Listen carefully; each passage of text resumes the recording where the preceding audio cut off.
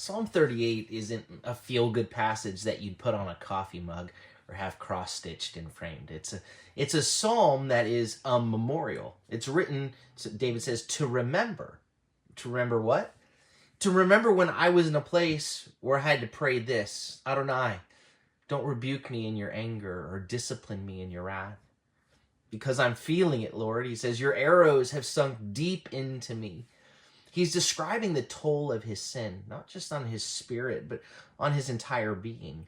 He talks about physical illness, emotional distress, and the feeling of coming completely undone. His body feels broken, but still there's this realization that this suffering is rooted in his own choices, in his own waywardness. Verse 4 says, Ein shalom, there is no shalom in my life, in my being, because of the presence of my sin. This experience is what David, inspired by the Holy Spirit, says, I need to remember this. This is a psalm of memorial, to remember the pain and the devastation of my own sin. It's not about wallowing in the past or living under a cloud of shame, but it is about never forgetting how sin had brought him to the breaking point, so he wouldn't again make those same choices. You ever notice how as time passes, we tend to romanticize the past?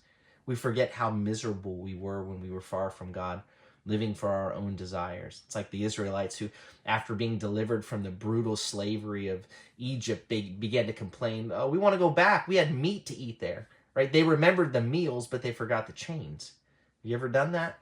Forgotten the heaviness, the sleepless nights, the deep shame from being out of sync with God's ways? Well, David won't let himself forget. He says, my iniquities were on my head in verse 5. They were a burden to me. In verse 6, he says, the stench, the decay was because of my foolishness.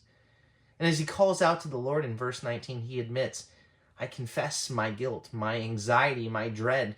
He says, I am troubled because of my sin. Again, it's not about living in condemnation. It's about being honest enough to remember.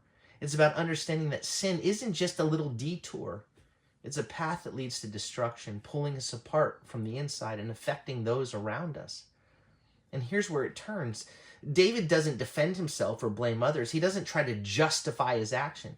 Instead, he lays it all out before God and he asks for mercy.